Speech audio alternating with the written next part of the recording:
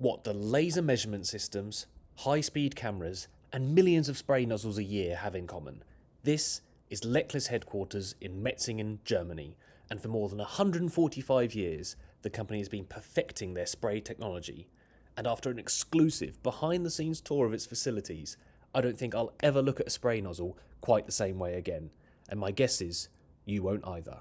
So, join us on this tour and you'll get to find out just why I was so impressed. Inside Lechler's labs, engineers study spray in extraordinary detail because, to the eye, although it may look like a simple mist, inside it's actually a very complex mix of droplets and air currents, all of differing forces and differing sizes. With Lechler's team lead on measurements, Philipp Verdinger, we start with liquid distribution, cleaning and descaling nozzles before moving on to some seriously impressive industrial scale kit. And he kicks things off looking at liquid distribution on agricultural nozzles. We also could make a statical measurement, so the measurement line stays under the spray and it only gets filled without moving. Right, okay. But you have the option. Right, we have the option depending on the application side, what we have to measure in here.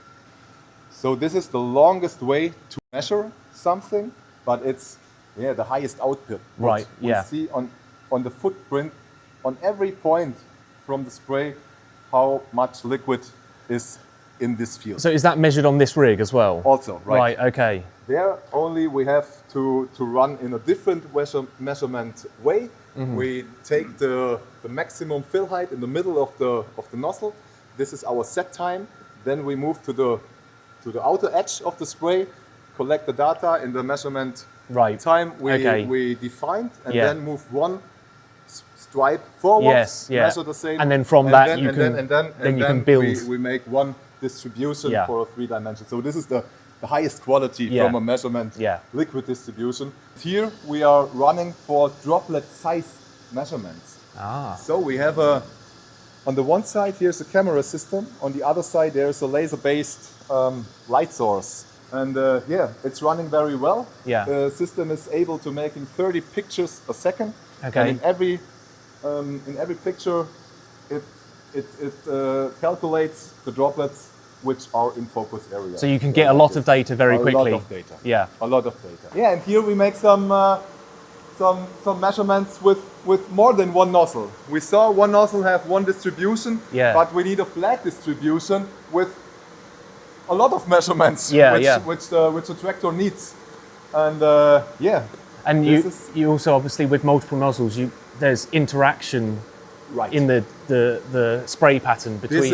This is the really important thing between making one measurement from a single measurement and simulate some other sprays. This is only a stupid calculation add-on. And here the interaction will be measured as well. And this is the right measurement. The other things are simulations. This is a very, very, very important and good point from your side. Yes. And then we have some ultrasonic sensors, and they're capturing the fill height, and then also we get XY diagram and a liquid distribution and a variation coefficient and the spray width and everything we need. Each droplet behaves differently depending on its size and its velocity. Smaller droplets provide excellent coverage but are more susceptible to drift and hence regulatory concerns. Larger droplets are better at getting down to the ground or down to the crop, but can provide less even coverage.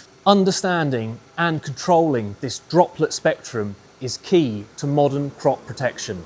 This is especially a tank cleaning nozzle, and here we have 4 solid jets. The jets are rotating this way. The nozzle is also rotating simultaneously in this way. So we make a helix gear in the tank we have to clean. But we have to close the doors. Yeah, please do. It's a little incontinent, so please be careful anyway. So it's only 2 bars. And with these nozzles, we can clean tanks up to 10-12 meters in the diameter. In an unexpected but interesting turn, Philipp told me how they use Nivea cream spread on a metal plate as a standardised way to measure nozzle cleaning efficacy.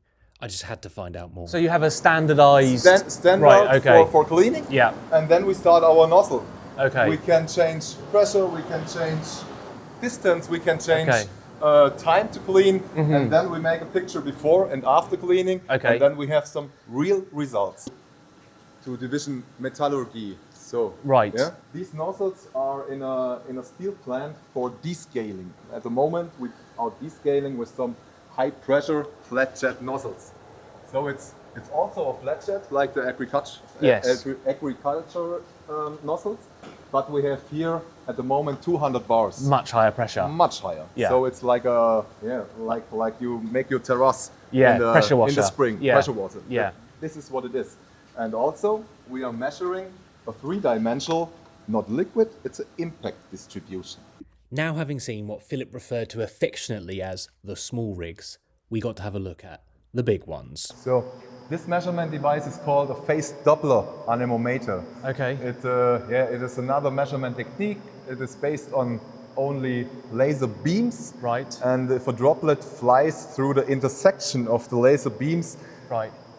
there it comes to signals. So do these laser beams converge? And Yes.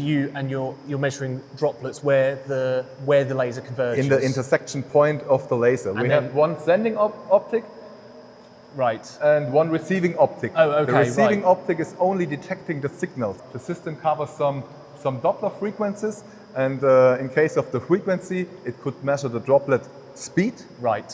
And on the other hand, it measures the reflection when the laser beam is hitting a droplet. Okay. And the reflection goes up and will be captured in 3 photomultipliers in the receiving Right, unit. And they okay. measure the signal in a certain phase shift. And Okay. over this phase shift, it could calculate So the you can diameter. calculate the size, So right, it's more, okay. more deep physics, Yeah. but it also is working very well. Yeah. Okay. I like that they've got umbrellas on them. Yeah, I like this. This was our development to keep it more or less dry, because we have That's the British nose. Yes. Thank you. we have here the possibility to use 6 cubic meters per minute. Wow. This is the maximum High capacity though. flow. Yeah. All right. So I would like to say, go in the control room. Yes. I'll use an Please be umbrella. careful with your head. Yes. Yeah. We have one cycle here, and here we have a 24/7 water treatment downstairs, and yeah. Oh, it takes some time until Yeah. the pressure is really full here. Then we also have some air in the pipes, which is coming out the Yeah. next 1 or 2 minutes, and then it's getting better and better. Yeah, you can also go in. Nothing will happen.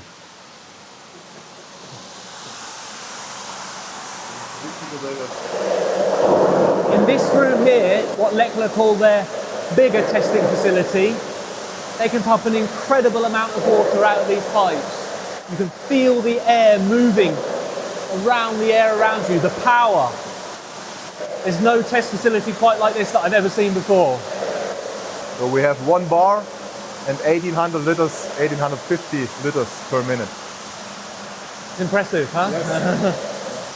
These nozzles are the kind that are found in power stations' exhaust columns.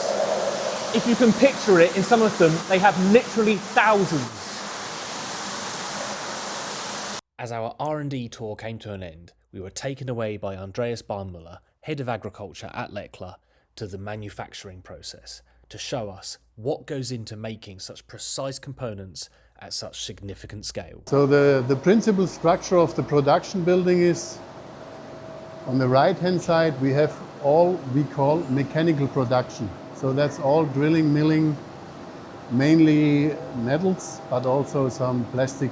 In the center, we have the tool preparation. And on the other hand side, where we will go in later, there is the injection molding department. Right. So that's the basic structure. Okay.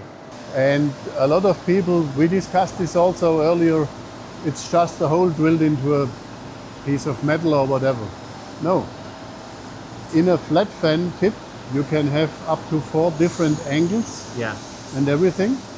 So the quality of the pattern is a process of drilling and milling steps, one after the other. it's not just one hole. No, it's Yeah? more complex geometry than And that. that's with this so-called round table machinery. You have different tools on there, and they do in a sequence these steps to get the result you want to have. So the workers, they have what we call worker self-test. Right. So if Greg, Dan, Andreas is doing a job, we do it, we make our measurements, and we sign for it. Depending on where the nozzle goes to, we do either 100% testing or by statistical means, every 10, every 100, every 500, whatsoever is appropriate to keep For the that quality. industry, for, Exactly. for the application. Exactly. In here again, more machining, drilling and milling whatsoever.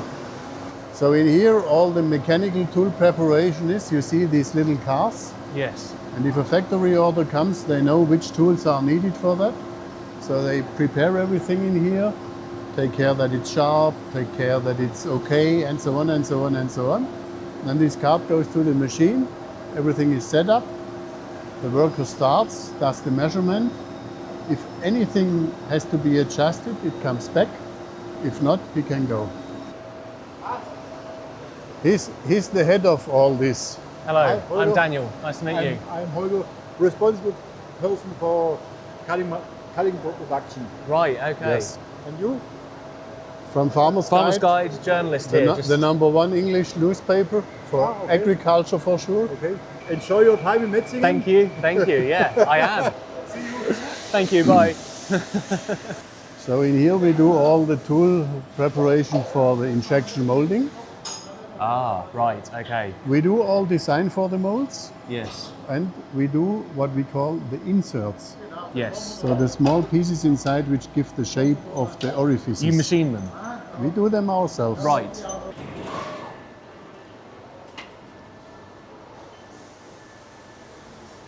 And now we enter the injection molding department. So red-gray is the older equipment. Okay.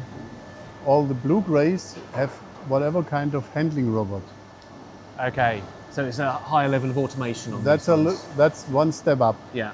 In this old machinery, we see it later on when we walk through, we did mechanical separation of the part and the gate material. Yeah. And then we have next step, we have automated assembly. But if you have a box, you should have 100% of good parts and not one piece of gate material Yeah. in between, otherwise the process stops. Yeah. So this mechanical selection works 99 point whatsoever percent. Okay. And that was the first step of automation, just to separate the good part from the gate material. Right. Okay. Was the first step. Okay. Second step then over there was for our ceramic injection molding. But to make ceramic as well as metals injection moldable, you have to have a mix of metal or ceramic powder with plastic. Yes. Then you can injection mold. And then you have also a part like plastic, which is easy to work on. So you have little knobs when the gate material is taken off, and you have to clean them Yeah. before you sinter them in the oven, because otherwise it's very hard. Yeah. And then you have still this knob. Yeah. And to do this, also we have these machines in second step. So they pick the part and they clean it mechanically, and then it goes to the process. Now you see, it picks the scrap Yeah. and throws the scrap away in a defined way, and the good part drops into the box. To have 100% good parts and 100% scrap. Here you see this old mechanical separation. Right. Okay. It works, again, if the difference in size and weight between the good part and the gate material is big enough, it works okay. Okay. Yeah. But it cannot be 100%. Okay. You see over here, that's scrap. Yes. Oshus means scrap. Okay. So, because when we produce these bodies, which in the end give the quality, we have this batch-wise check, and if we are close to the borders, It's scrap. throw Yeah. away. Yeah. No compromise. No. Okay, so we can walk along there. That's stainless steel, also injection molded. Injection molded? Yes, I will show you at the cabinet. Like this. Wow, yeah. That's the one falling out of the injection molding machine. And that's the final part. Huh. So what is the process that it goes from? yes, there is a 2 steps in between. Yeah. First step is with an acid. Yeah. You get out the plastic material, Yeah. and then you get a very cracky part because it's only a structure of this metal Right. or ceramic material. And then second process is sintering Yeah. by high temperatures. Okay. And then it shrinks. Yeah, Oh, this is literally the same. it's exactly the same. Yeah, that's. And now it's even a challenge that the thread works in the Yeah. end. But that's just a small challenge, yeah? If you imagine you have egg nozzles which have to have a flow tolerance of plus minus 5%, Yeah. and you have also same shrinking That process shrinkage, in between, yeah. you produce this part, and at the end of the process, this part has to do the job with this plus minus 5, with this good cross distribution. So that's the knowledge Yeah. we have here. Because a lot of people being here tell us, oh, why don't you produce this in China? Yeah. It's easier, it's cheap. No, Yeah. it isn't. No. You need the high quality machine, Yes. you need a high quality tool, and you need people who are aware how to deal with Expertise. it. Yes, yes, That's incredible. yes. You can even feel the plastic. Like it Yes, feels. in here you can feel Yeah. it, but if you go with this to a material analysis, Yeah.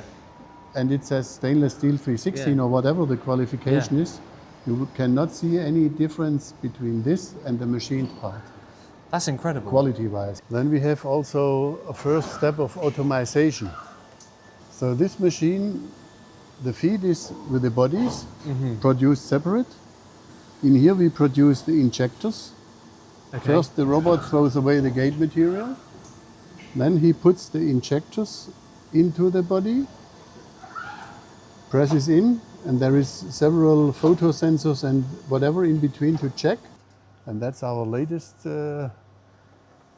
baby. So no, you cannot remember this, Richard, because it's very new. Very new. Okay. So this machine does the assembly of ceramic tips. Okay. Yeah. So we have the plastic injector, we have the plastic body. In the plastic body we put the ceramic tip, and in the injector we put the ceramic dosing orifice. So 4 parts are assembled fully automatic. This was mechanical at one time, wasn't it? They pushed them in. It's still mechanical. Oh, it is still yeah. mechanical. Okay. This is very new though, yeah. It's still new, so it may also stop suddenly because it's still in the process of getting adjusted. All parts of the factory have had to keep up with that constant advancement in technology, and that even applies to what is perhaps unfairly just called the stocks department. The automation here is unbelievable. Robots whizzing around, selecting stock, picking bits up, bringing it exactly to where it needs to be so that it can be rapidly prepared for shipping and sent off to where it needs to go. And finally, as the tour came to a close, we got to see Lechler's X-amount closed transfer system. Now, Lechler say with its integrated weigh cells, it's able to accurately and rapidly dose chemicals without the operator coming anywhere near them. With this clear bottle, we got to see the draining and cleaning in action.